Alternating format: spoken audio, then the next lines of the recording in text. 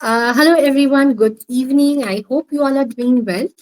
So today with me, I have it was our most like waited awaited session with Apsy because she is pretty much busy. I know I have approached her quite a few months before. So hi Apsy, and a little more introduction about herself. She is a trauma informed therapist. She's a sex therapist and she's ADHD affirmative therapy. She's working for the last 5 years. And she's also the founder of Bright Counseling Center. So I hope I'm not wrong, Apsy. Bright counseling. Bright Counseling. Okay. So welcome to my platform, Apsy. I hope you are doing well. Yeah, I am. Thank you so much, Sradhanjali, for having me here. It is a pleasure, of course, to be here talking to you.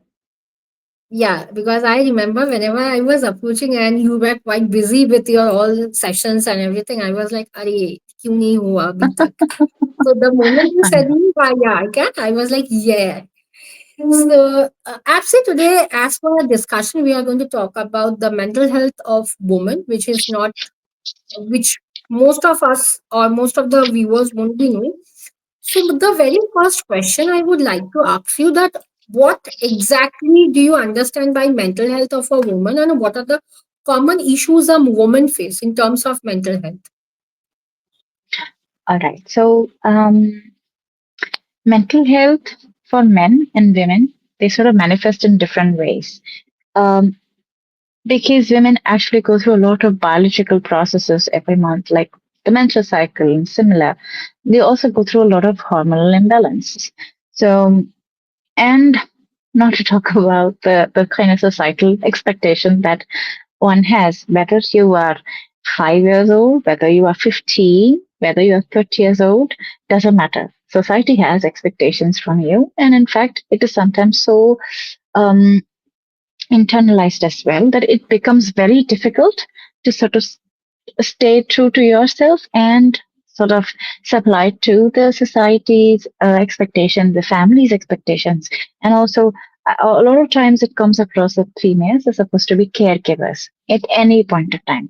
Sisters are going to have to look out for their children, for their brothers and sisters, the mothers, of course, and and similar. So a lot of times these expectations, the hormonal imbalances, and also other kinds of internalized pressures that one experiences makes women very vulnerable to mental health concerns like anxiety, depression, PTSD, and also because they're always constantly juggling with a lot of roles, caregiving roles. It becomes difficult to hold everything in their place, and thus they are susceptible to stress very quickly than men.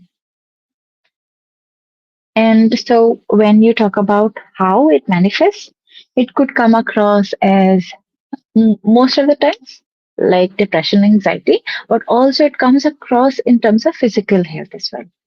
Somehow, the mental health concerns also have a physical manifestation, somatic manifestation, and people actually think that this is more to do with um, some sort of health concern, physical health, but most of the times it's also mental health concerns. Okay, okay. So, as you are also a trauma informed therapist, I just want to know how does trauma affect the impact? Like, what are the impact of trauma on a woman? All right, like I was just mentioning as to how there's a lot of expectations, and sometimes it's also internalized. I mean, one cannot say it's just the society all the time. It's also internalized. जब हम बढ़ के आते हैं तो इतने सारे like you're supposed to be this way, you're supposed to sit this way, you're supposed to talk this way. You can't dress like that, and similar. So a lot of times it just comes up in this way that one's lifestyle is also changed as per societal expectations, and now it leads or makes one vulnerable to a lot of mental health concerns. And not just that, it it sort of breaks into one's sense of safety, security, boundary, and a lot of times, um, women are supposed to be Sundar and Sushil. That idea of Sundar and Sushil can be so toxic, can be so pressurizing for a female that it can automatically create lots of expectations, can put them into lots of invisible cages that people can't see. And it automatically leads to women experiencing a lot of troubles in terms of relationship with your body, or in terms of wanting or voicing what they want for that matter. For the very basic standing up for the right, or setting the boundary. अच्छा मेरे से ये नहीं हो पाएगा. Saying no can also be so difficult because of how the trauma affects your mental health. Okay, yeah, saying no it's a very big thing. Most of us also don't know how to say no. So from here, I would like to ask you something, that how as a trauma informed therapist you can help the client, or what are the benefit of being a trauma informed therapist? Trauma informed therapy is something that looks into a holistic perspective, something that helps client understand or a person understand that here is what has happened, here is what we can do, building up their resilience based on what they already have, rather than questioning, challenging, or putting in new systems. Rather than doing that, it also makes one feel empowered in their own resilience system. So, giving power, giving voice to their own coping mechanisms. Trauma informed therapy actually helps you. मेरे पास इतना ही है, I only have this much, I need to manage with this much. So trauma informed therapy helps you manage with what you have and maybe advance it here and there, tweaking here and there. It doesn't sort of say, okay, you need to change. It helps you to see, okay, what has happened, what can be done, and how to sort of be empowered in that process. Okay, so it's a lengthy process, I hope. Yes, it is a lengthy process, of course. The chain of trauma is not one day, it's years and years of building up of different kinds of cognitive distortions that people, especially women, have in their mind. So, one sitting or two sitting, I'm sorry, eight sitting, like how CBT therapists actually mentioned, is not possible. A trauma informed therapy is a long term, it's a journey basically.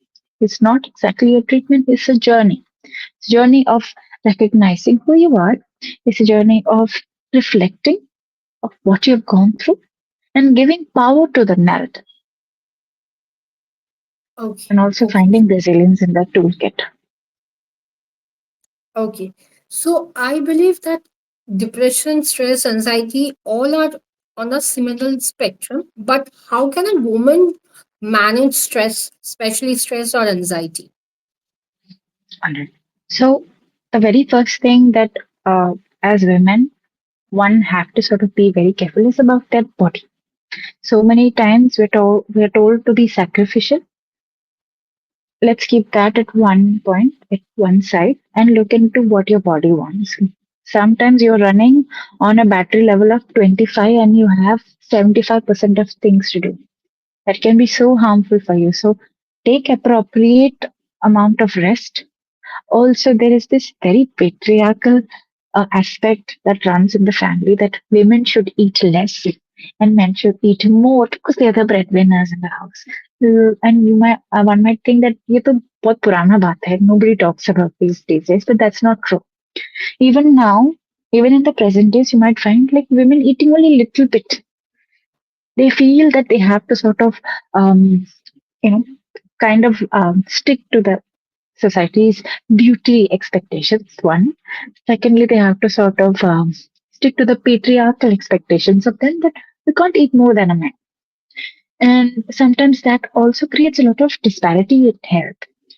Lack of good rest, sleep, food, exercise, balanced diet, and good support system.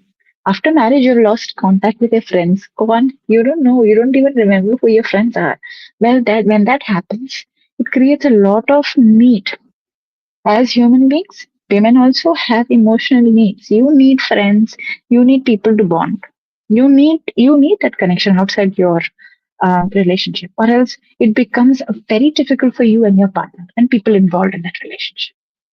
So, having a good support system, adequate rest and sleep, food, mindfulness about what you do, and also having strong boundaries. It is very difficult initially, but once you build it up, it becomes really, really amazing. Then the other thing is also asking for help, not just mental health, professional help, but simply just like that, asking for help. If there are 10 things to be done, no, I can do everything. I think we need to start asking for help. We need to be dependent, whether if it's on women or men or however. And just a voice, or let's say just an expression of solidarity for all women. Most women are struggling with a lot of things. Please be kind to other women. Yes. So, do you think the role of self care can play an important role in women's life? Yes, yes. Like I said, there are certain things that you have to do. There is so the self care is about rejuvenation, relaxation, sorry, reflection, and recharging. If there are activities that comes to these 4 hours, then you are able to do your self care well. Self care does not mean going onto a mountain, spending days and time there. It could be just 5 minutes, just your coffee or your tea or whatever is it.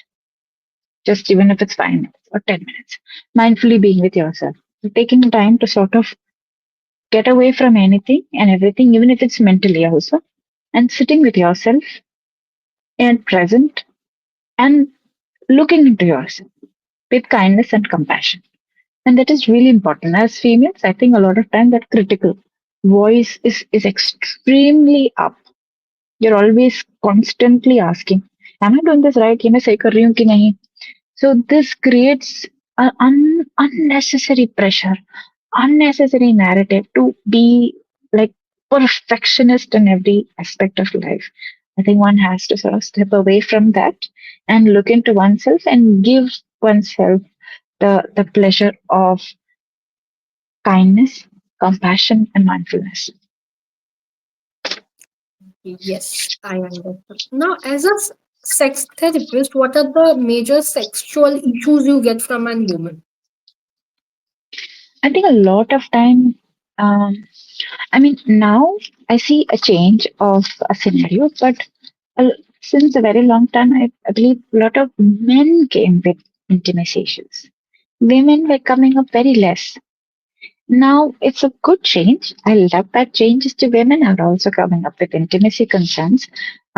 It could just be the intimacy concerns as in like masturbation concerns within themselves or with their partner, the intimacy, sexual intimacy with their partners, whichever it is. One of the common concerns that I get to hear is how one feels uncomfortable in terms of sex. I think the very term sex is something taboo. You can't even talk out loud.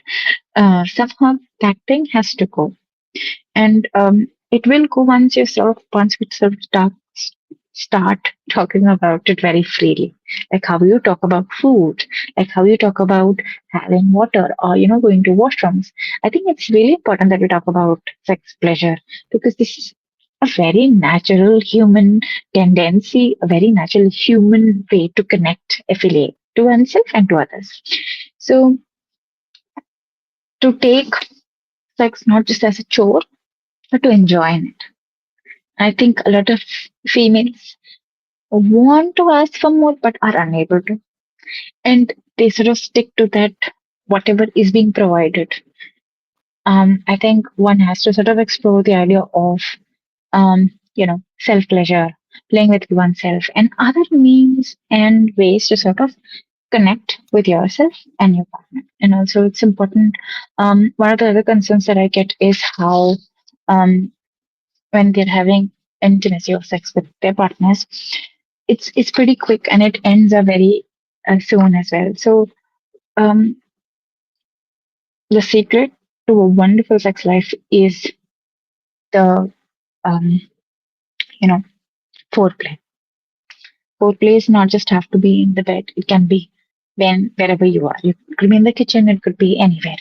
So just in case people are figuring out why my partner does not want to have sex, start where they think where the partner sort of is bringing up a lot of concerns. If it's kitchen, yes. If it's laundry, yes. Start from where they have consent, and you will see a lot of connection, a lot of improvement in terms of your sex life. Okay. So, do you think that sexual health can like affect the mental health of a woman, like to that extent? Like I said, sometimes sexual if there is sexual dysfunction involved, it can affect.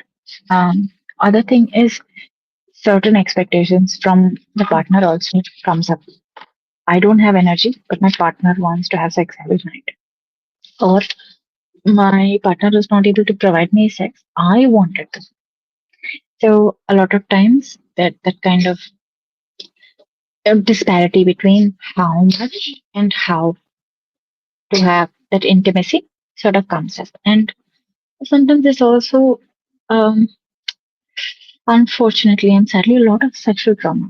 Um, Women, when they are growing up, or even throughout the journey, as in India, one has experienced a lot of um, violation in terms of touching, in terms of does not even have to be a touching, it can be certain comments. So one feels very alienated from the body. So these can all impact your mental health. Um, it is very common.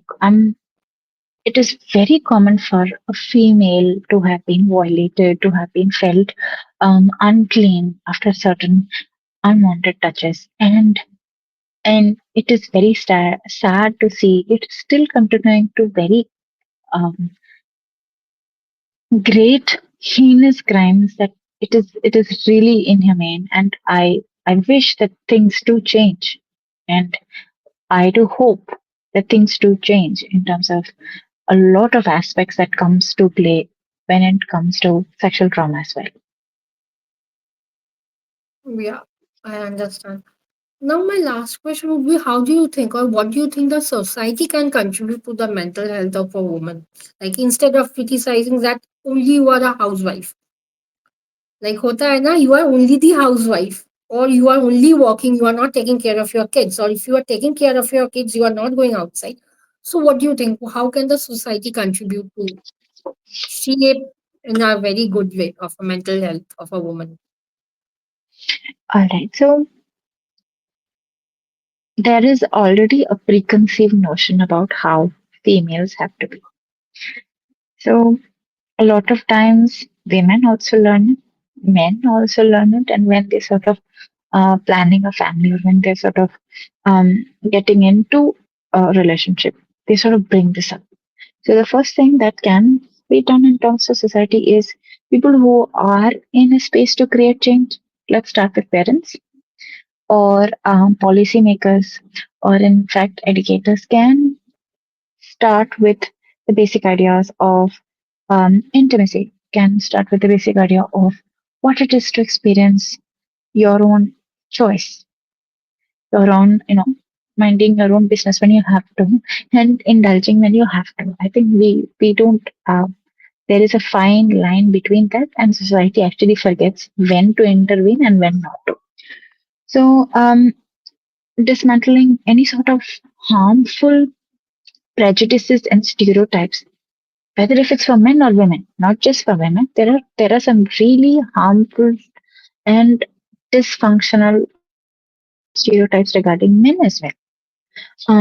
So dismantling those and trying to sort of cut through all the gender norms, like you said, you being a housewife, or let's say you having to sit back at home, or you having to sort of let go of your career just because your children at home. All of these things, it they say it takes a village to bring children up. Where has this village gone? Where has this community gone? Are we really a community that sort of keeps looking with the magnifying glass as to where a family, or let's say a woman, is going wrong, or we are there to help that family grow? So it's important to sort of start with kindness, compassion. educate, and sensitize people, young and old both alike, and try to look into ways and means that can do away with these oppressive systems. So that is very Thank important. You start at early age, right from your bacha age. yes. So it is not the last question, but I think you all are launching a course. So could you all please say, like you please say that so that the moment the recording is out, people can listen because I know all the viewers of mine, they give a wonderful feedback about all the live conducted till then. So could you please say me about your course? Definitely I would be attaching all the brochures and everything. So I want you as a trainer to tell about your course when it is launching and the details and the topics and everything. All right. So thank you so much, Sradhanjali. You've been very kind. But this course is about body and sex positivity. This is, I saw a huge disparity between how therapists are, they're wanting to do best, but somehow the resources out there are not at par. We need to provide our therapists with good resources that they can provide for people. It's not like Mhm. these concerns are not present in India. It is. It is very much there is. So unless and until a therapist is well equipped, well, um, aware, and sort of know as to how to go about it, it will be very difficult for them to address that as a concern. So unless and until I know that this is a problem or this is a concern, how will I address it? So a body and sex therapist is about one looking into body physically, जो हम psychology में ज़्यादा करते नहीं. We look only here because Hmm. somehow we have this aspect that everything is only here, but mind is something that travels everywhere, and it is beyond boundaries, it is beyond walls, it has so many perspectives, so many dimensions, and I am still wondering as to why are we not looking into them. And so the course is sort of taking people who have worked in specific fields such as disabilities, into sexual trauma, into concerns such as sexual addiction, porn addiction. These are not things that you probably get. They might be there internationally, but nationally or in India, this is very rare. So I wanted to bring all the people who work therein, who have expertise in these areas, to come together and look at gender, LGBTQA, and also look into very basic nuances like what is menstruation, on how do actually menstruation happen, or what does body look like, or what a body image, Mhm. and the media and things like that. So putting together an vast course from everywhere and putting it together in one piece and providing them in a way that can be feasible and inclusive. Sorry if you can hear my little one out there.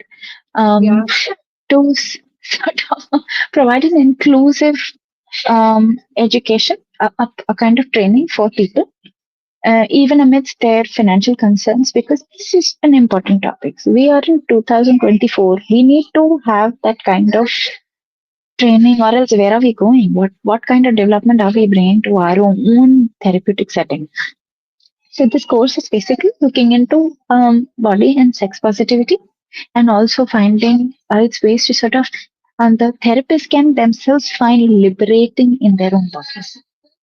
That's what the idea is. There's a lot of scholarship that's coming up. A lot of eminent trainers are there, and it is fun to learn with psychiatrists and other um, stakeholders in this field to get a very holistic perspective at a very affordable rate. Anywhere you go around the globe, they'll charge you at least 2.53 lakhs. But they've all put it together in the conscience form, which is also been given in scholarship, so that there is inclusivity in terms of training.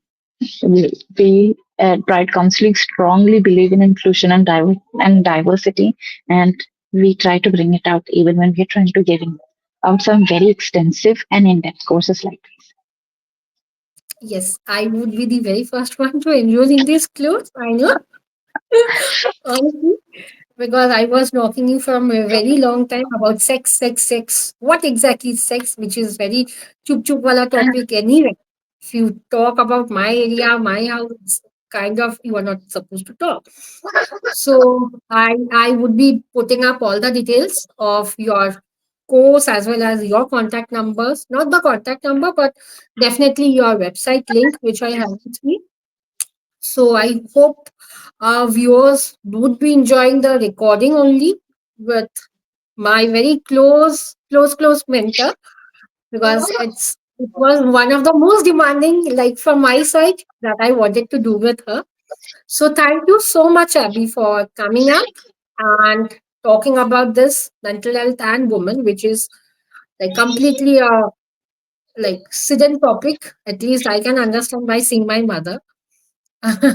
So again, I would like to thank you, and I hope our journey continues like this. I would definitely get after few months with one of a very good topic on sex, because you are well equipped and you are dealing with clients since past few years.